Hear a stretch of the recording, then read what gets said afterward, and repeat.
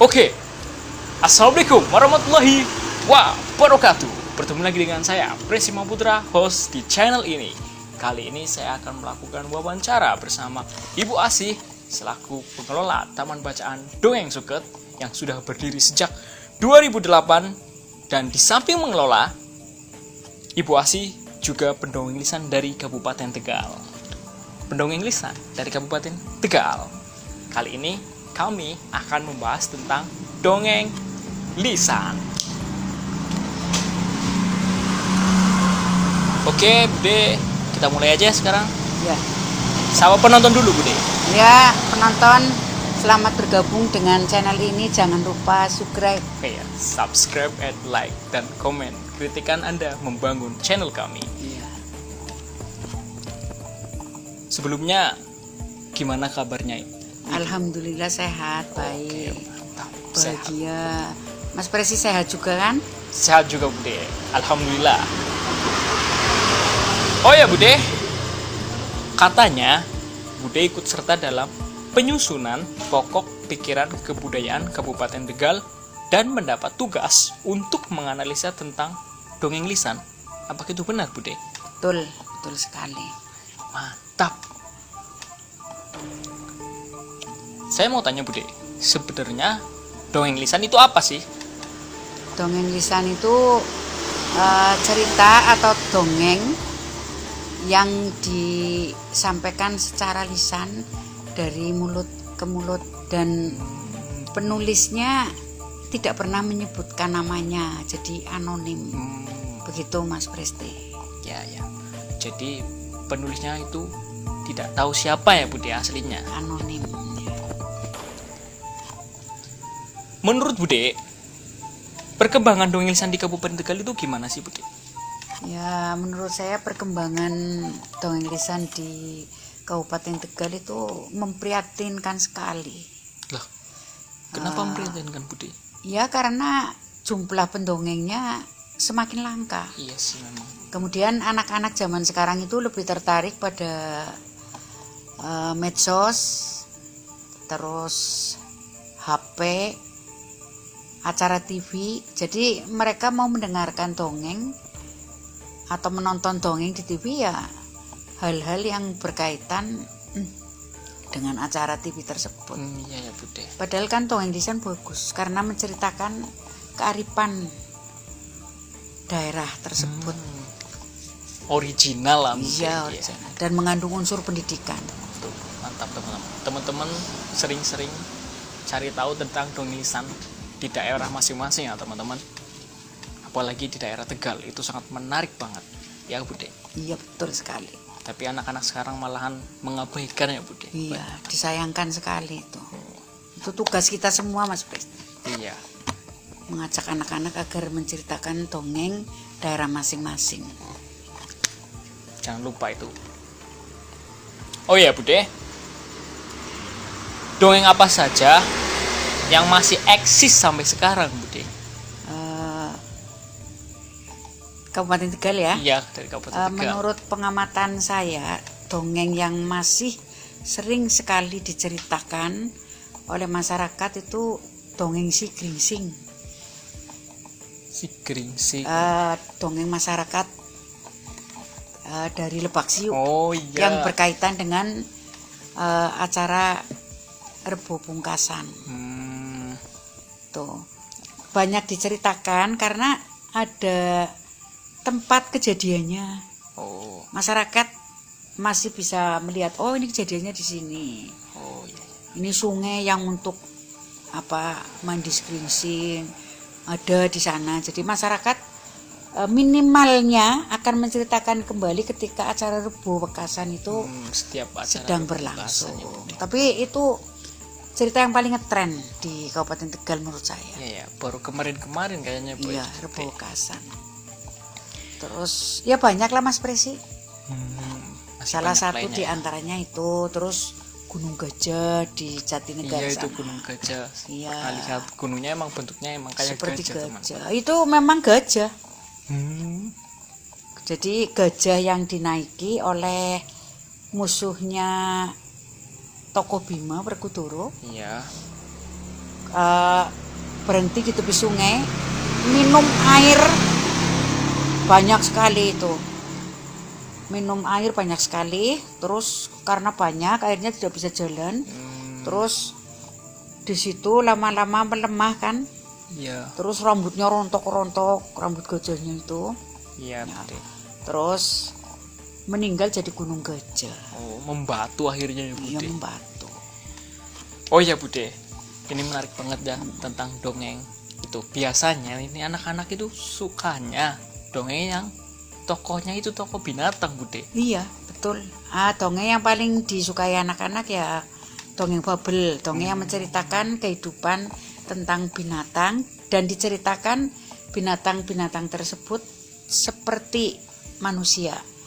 Bisa berbicara, sekolah, Oh, iya. olahraga, bersosialisasi dan sebagainya. Tuh anak-anak paling senang. Untuk contoh dongeng fabel yang ada di Tegal itu apa, Bude? Ada Mas Presi, judulnya Tanduk Sang Kambing. Tanduk Sang Kambing. Ya, jadi ceritanya seperti ini.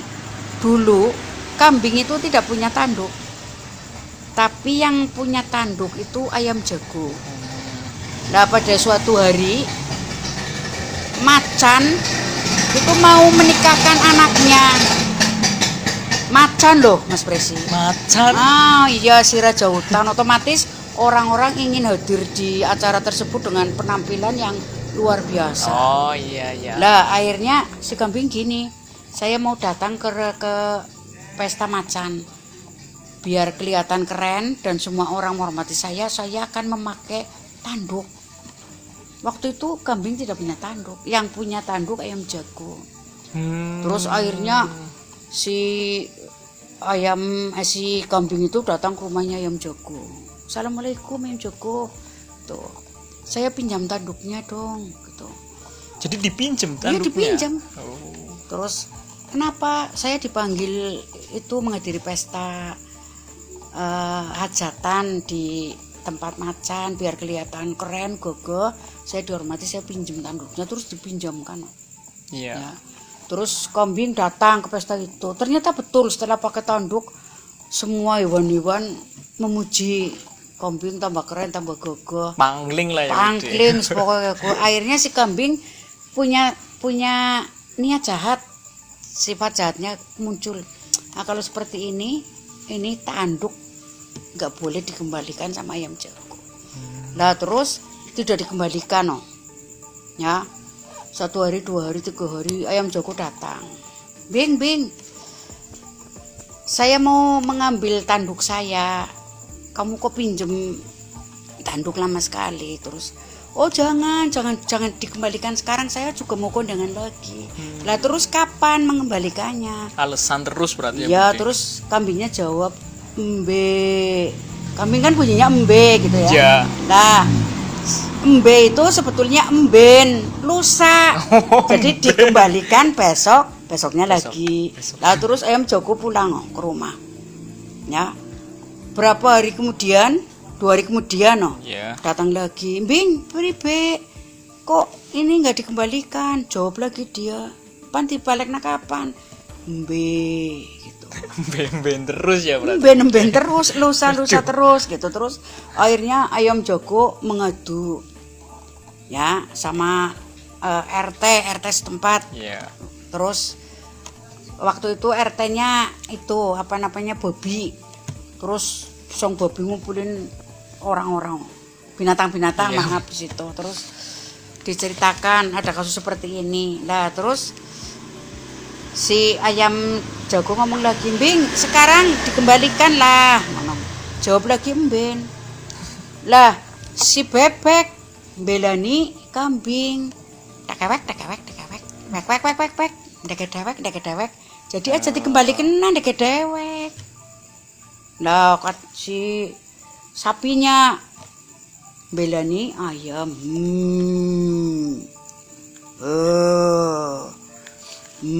Penehno pulangkan.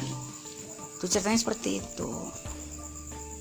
Dan seterusnya bagus sekali Mas Presi. Oh, Itu dari Tegal itu, sayang cerita itu sudah tidak didongengkan lagi, malah Iya, jarang sekali jarang. orang yang menceritakan dongeng yang berjudul Kambing si Tanduk pada anak-anaknya. Bahkan mungkin sudah tidak ada. Padahal itu bagus sekali, yang mengajarkan pada anak-anak bahwa kalau meminjam barang harus dikembalikan. Iya ya Bude, pesan moralnya itu Iya, pesan moralnya itu kalau meminjam barang harus dikembalikan. dikembalikan. Dan Jangan seperti si kambing. Sampai sekarang tanduknya si ayam jago dipakai terus. Iya. Nggak betul lah itu Mas Presti. Iya ya Bude, Itu contoh cerita bebel dari Kabupaten Tegal. Menarik sekali kan Mas? teman-teman, sangat menarik banget tuh cerita tentang kambing yang minjem tanduk Iya, tidak mau tapi nggak dikembalikan. dikembalikan. Kudanya tertawa, melihat orang-orang itu binatang-binatang ribut. Tuh. Jadi Bagus teman-teman sekali kalau itu. pinjem sesuatu Harus jangan dikembalikan. berkata mbe terus. Berarti kambing. Iya, berarti sama aja sama kambing nih teman-teman. Oke Bude, kayaknya cukup dulu sih sampai di sini Iya, ya iya, Bude. iya. Nanti Ya, terima kita kasih. bisa lanjutkan Iya. di kemudian hari. Tinggi. Pesan-pesan Terima kasih. Bude untuk para orang tua tentang dongeng lisan ini gimana Bude? Ya, kepada Bapak Ibu pesan saya, karena dongeng lisan yang berasal dari daerah setempat itu mengandung unsur pendidikan, Iya. ya, terus merupakan kearifan lokal yang harus dikembangkan, terus mengajari budi pekerti yang bagus dan sebagainya, ya. Mohonlah mengenalkan barang satu atau dua dongeng lisan kepada anak-anak, biar anak-anak bangga dengan daerahnya dan semakin cinta dengan tempat tinggalnya, gitu loh. Biasanya waktu untuk itu sih Bude, waktu Dongeng. yang Oh, ya. pas itu gimana? Waktu saya itu diskusi tentang dongeng lisan di Nyong Kopi, itu Ya. tokoh budayawan dari Kabupaten Tegal, Mas Teguh, itu mengatakan seperti ini. Dongeng itu kalau diberikan ketika anak mau tidur, kan anak-anak nanti antara tidur dan tidak memasuki dunia antara itu ya. Iya, antar. Itu bisa berpengaruh negatif atau positif. Kenapa bisa Masuknya ke begitu? otak yang mana? Nah, daripada merupakan spekulasi, mbok nanti apa ternyata menimbulkan pengaruh yang negatif, ya lebih baik mendongeng anak-anak ketika anak-anak dalam keadaan bugar gitu. Oh iya iya. Ya misalnya sediakan waktu 1 jam khusus untuk kumpul keluarga mengenalkan Iya, dongeng, atau ketika ibu sedang bekerja, anak-anak disuruh membantu, Sambil mendengarkan ya sambil dongeng ya, mendengarkan Bude. dongeng dari ibu. Oh iya ya Bude. Itu ya itu dampaknya bagus sekali sih ya dongeng lisan ya. Oke. Ya, jadi ya sebaiknya seperti itulah, menyediakan sedikit waktu. Terus itu merupakan apa ya, kenangan indah. Terus mempererat kedekatan orang tua dan anak. Iya ya. Iya. Bisa diingat Iya. sampai nanti punya anak lagi si Dan anaknya. anak-anak Bude. ketika mendengarkan dongeng itu merasa nyaman, merasa dicintai sama orang tuanya, merasa diperhatikan, merasa dimanjakan dan sebagainya. Jadi mendongeng itu pengaruh positifnya bagus sekali, Mas Presi. Tuh teman-teman, itu tadi penjelasan dari Ibu Asih mengenai manfaat dari dongeng lisan itu, dan banyak banget dongeng lisan yang ada di Tegal, dan kita sebagai orang Tegal perlu mencari tahunya dan menyebarluaskannya kepada anak-anak kita, generasi muda yang selanjutnya. Sekian pembicaraan dari kami, kurang lebihnya mohon maaf. Wassalamualaikum warahmatullahi wabarakatuh. Salam budaya.